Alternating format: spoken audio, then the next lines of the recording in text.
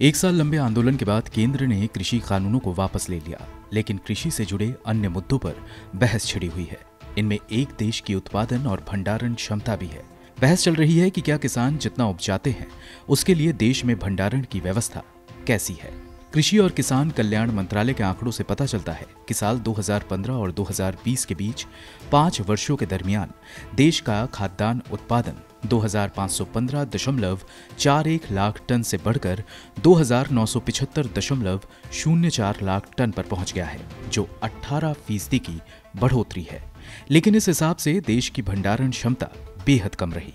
उन 5 वर्षों के दरमियान देश की भंडारण क्षमता 2015 में 709.22 लाख मीट्रिक टन से 2020 में 755.94 लाख मीट्रिक टन रहा, जो सिर्फ 6.58% की बढ़ोतरी है। साल 2018-19 और 2019-20 के बीच खाद्यान्न उत्पादन में 4.3% की बढ़त देखी गई, जब खाद्यान्न उत्पादन 2852.09 लाख टन से बढ़कर 2975.04 लाख टन हो गया। लेकिन इस अवधि में भंडारण क्षमता 11.65% गिर गई। मसलन इस दरमियान देश की भंडारण क्षमता 2019 में 855.65 लाख मीट्रिक टन के मुकाबले गिरकर 2020 में 755.94 लाख मीट्रिक टन पर आ गई। फूड कॉर्पोरेशन ऑफ इंडिया ने अपने मौजूद भंडारण स्थान का 2018 में 88% के मुकाबले साल 2019 में 85% का इस्तेमाल किया। FCI के मुताबिक भंडारण स्थानों का 2683 क्विंटल रबी फसलों और 3726.76 क्विंटल खरीफ फसलों के लिए इस्तेमाल किया गया। अक्टूबर 2021 तक FCI को 1.25 लाख करोड़ से ज्यादा सब्सिडी के तौर पर प्राप्त हुए। वर्तमान में 755.94 लाख मीट्रिक टन की भंडारण क्षमता भारत की 2975.04 लाख मीट्रिक टन खाद्यान्न की कुल उत्पादन क्षमता का 25% है। इस साल अगस्त में दुनिया में state of food security and nutrition की रिपोर्ट में कहा गया है कि 2018-2020 के बीच भारत के खाद्य असुरक्षा में 6.8% की बढ़ोतरी हुई है। इसके साथ ही आपको ये भी बता दें कि जुलाई 2021 तक भारत के पास सबसे ज्यादा खाद्य भंडार था। ग्लोबल हंगर इंडेक्स में भारत 116 देशों की लिस्ट में 101वें स्थान पर रहा, जो किसी बड़े खाद्य उत्पादक देश के लिए हैरत की बात है। अनाज का उचित भंडारण नहीं होने की वजह से भारत को बड़ा नुकसान भी होता है। National academy of agricultural sciences की एक रिपोर्ट में बताया गया कि भारत को औसतन अनाज में लगभग 4.6 से 6% तक का नुकसान उठाना पड़ता है, जबकि कुल उत्पादन में 4.6 से 15.9% फलों का नुकसान होता है। भंडारण क्षमता को बेहतर करने के लिए सरकार इस पर 2019 से काम कर रही है। तब तत्कालीन खाद्य और सार्वजनिक वितरण मंत्री ने अपनी एक प्रेस रिलीज में कहा था कि शांता कुमार कमेटी द्वारा सुझाए गए कदमों पर काम किया जा रहा है। इसके तहत 2019 में मंत्री ने 5 सालों में देश में 100 लाख टन साइलो भंडारण क्षमता तैयार करने का लक्ष्य रखा था। साइलो के निर्माण के लिए मुख्य समस्याओं में से एक भूमि अधिग्रहण की थी, क्योंकि साइलो के नजदीक कम से कम 1.5 किलोमीटर रेलवे लाइन की जरूरत होती है। 100 लाख टन साइलो भंडारण क्षमता को पूरा करने का लक्ष्य 2021 का रखा गया। 2015 में शांता कुमार कमेटी ने सुझाव दिया था कि साइलो भंडारण क्षमता बनाना महत्वपूर्ण है, क्योंकि ये भारत जैसे विकासशील देश में अनाज के भारी नुकसान और बर्बादी को कम कर सकता है, जो लगातार दुनिया के हंगर स्केल में उच्च स्थान पर है।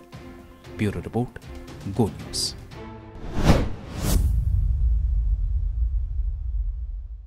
कोरोना के नए वेरिएंट ओमिक्रॉन ने दुनिया को दहशत में डाल दिया है। इससे पहले कोरोना के म्यूट होने से पनपा डेल्टा वेरिएंट भारत समेत कई देशों के लिए विनाशकारी साबित हुआ था। अब कोविड का नया वेरिएंट ओमिक्रॉन आया है, जिसके बारे में अभी बहुत ज्यादा जानकारी नहीं मिली है। कोविड वेरिएंट से बचने के लिए भारत सरकार ने रेगुलर अंतर्राष्ट्रीय फ्लाइट्स शुरू करने के अपने फैसले को अभी टाल दिया है। अब सरकार इस फैसले की समीक्षा कर रही है। नागरिक उड्डयन महानिदेशालय ने एक नोटिस जारी कर कहा कि वे भारत के लिए और भारत से जाने वाली शेड्यूल कमर्शियल इंटरनेशनल एयरलाइन सेवाओं को फिर से शुरू करने की तारीख पर अपने निर्णय की जानकारी देगा। पहले केंद्र सरकार ने 15 दिसंबर से आम अंतर्राष्ट्रीय उड़ानों को शुरू करने का ऐलान किया था। हालांकि दक्षिण अफ्रीका में पाया गया नया कोविड वेरिएंट इसमें रुकावट खड़ी कर रहा है। केंद्र सरकार ने राज्यों को अंतर्राष्ट्रीय यात्रियों को लेकर चौकन्ना रहने के लिए कहा था। इसके चलते दिल्ली और महाराष्ट्र समेत कई राज्यों ने अंतर्राष्ट्रीय उड़ानों के लिए नए नियमों का ऐलान कर दिया है। दिल्ली हवाई अड्डे की जारी गाइडलाइन के मुताबिक वे यात्री जो रिस्क कंट्री से आ रहे हैं उनकी एयरपोर्ट पर ही टेस्टिंग होगी। अगर कोई यात्री संक्रमित पाया जाता है तो उसे कड़े क्वारंटीन में रखा जाएगा और उनके सैंपल को जीनोम सीक्वेंसिंग के लिए भेजा जाएगा। नेगेटिव पाए गए यात्रियों को 7 दिन के अनिवार्य क्वारंटीन में रहना होगा। इसके बाद फिर से उनका कोरोना टेस्ट किया जाएगा। दिल्ली सरकार ने संभावित ओमिक्रॉन संक्रमित मामलों के लिए 40 बेड का एक वार्ड भी तैयार किया है। इसके साथ हवाई अड्डे पर उतरे कुल यात्रियों के 5% की रैंडम कोरोना जांच होगी, जिसका खर्चा सिविल एविएशन मिनिस्ट्री उठाएगी। महाराष्ट्र सरकार ने भी अंतर्राष्ट्रीय यात्रियों के लिए नई कोविड गाइडलाइन जारी कर दी है।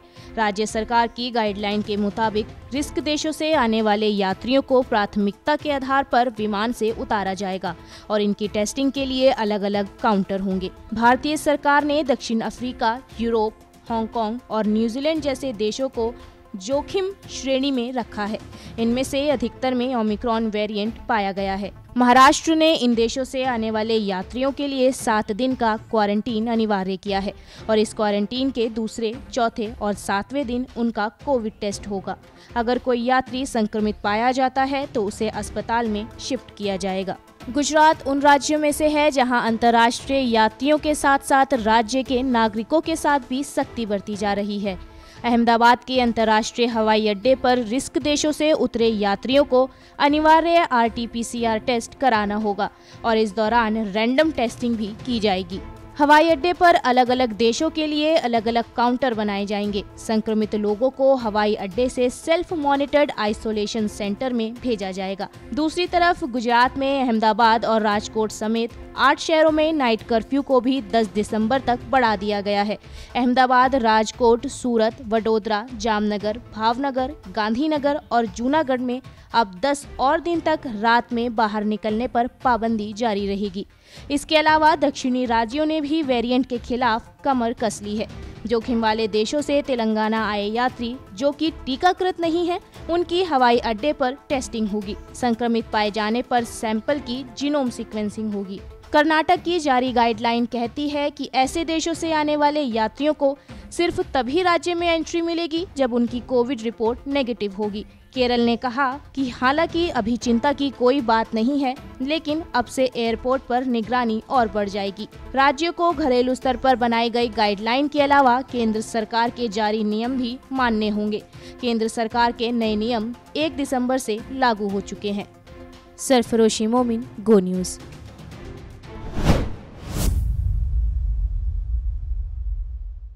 केंद्र सरकार के पास 1 साल में किसान आंदोलन के दौरान मारे गए किसानों का आंकड़ा नहीं है। कृषि मंत्रालय के मंत्री नरेंद्र सिंह तोमर ने इसके साथ ही कहा कि जब डेटा नहीं है तो मुआवजा का कोई सवाल ही नहीं उठता। केंद्रीय कृषि मंत्रालय ने विरोध प्रदर्शन के दौरान मारे गए किसानों को लेकर पूछे गए एक सवाल के जवाब में सदन को बताया कि कृषि और किसान कल्याण मंत्रालय के पास इस मामले में कोई रिकॉर्ड नहीं है और इसलिए मुआवजे का सवाल ही नहीं उठता। संयुक्त किसान मोर्चा और किसान आंदोलन से जुड़े अन्य नेता करीब 700 किसानों के मारे जाने का दावा कर रहे थे। संयुक्त किसान मोर्चा की तरफ से प्रधानमंत्री मोदी को लिखी गई चिट्ठी में भी करीब 700 किसानों के मारे जाने के दावे किए गए।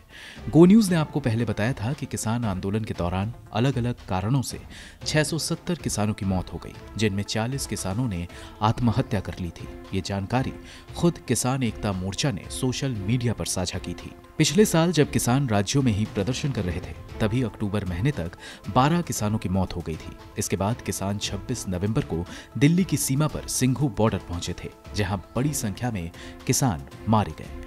किसान ज्यादा ठंड, ज्यादा गर्मी, आग लगने और सड़क दुर्घटनाओं की वजह से भी मारे गए। मृत में अन्य पेशे के लोग भी शामिल थे जो आंदोलन के समर्थन में सीमाओं पर आए थे। इनके अलावा 40 किसानों ने आत्महत्या कर ली। आत्महत्या करने वालों में पंजाब के अमरजीत सिंह भी हैं, जो पेशे से वकील थे। 24 दिसंबर 2020 को उन्होंने टिकरी बॉर्डर पर जहर लेकर आत्महत्या कर ली थी। उनके पॉकेट से कथित तौर पर एक सुसाइड नोट भी मिला था, जिसमें कथित तौर पर मोदी को तानाशाह बताया गया था। अगले साल कुछ राज्यों में विधानसभा चुनाव को देखते हुए आलोचक कहते हैं कि प्रधानमंत्री ने कृषि कानूनों को वापस लेने का फैसला किया। हालांकि प्रधानमंत्री ने किसान आंदोलन के दौरान मारे गए किसानों का जिक्र नहीं किया और न ही किसानों के अन्य मुद्दों पर बात की। संयुक्त किसान मोर्चा और किसान नेता लगातार अलग अलग माध्यमों से अपनी अन्य मांगे सरकार के सामने रख रहे हैं।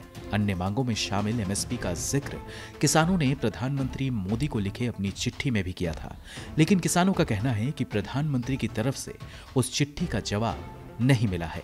इन सब के बीच संयुक्त किसान मोर्चा ने अपनी आगे की रणनीति को लेकर 4 दिसंबर को अगली मीटिंग बुलाई है। इससे पहले किसान मोर्चा ने अपने संसद मार्च को रद्द कर दिया था। किसान कहते रहे हैं कि जब तक उनकी अन्य मांगे पूरी नहीं होती, वे आंदोलन खत्म नहीं करेंगे। ऐसे में संयुक्त किसान मोर्चा की 4 दिसंबर 2021 को होने वाली मीटिंग दिलचस्प होगी। ब्यूरो रिपोर्ट, गो न्यूज। लोकतंत्र विरोधी मोदी सरकार हाय हाय हाय हाय हाय हाय। लोकतंत्र विरोधी मोदी सरकार हाय हाय हाय हाय हाय हाय। राज्यसभा संसद को निलंबन वापस लो, वापस लो, वापस लो। राज्यसभा संसद को निलंबन वापस लो, वापस लो, वापस लो। वापस तुमको लेना होगा, लेना होगा, लेना होगा। वापस तुमको लेना होगा, लेना होगा, लेना होगा। किसान विरोधी मोदी सरकार हाय हाय हाय हाय हाय हाय। किसान विरोधी मोदी सरकार हाय हाय हाय हाय हाय हाय।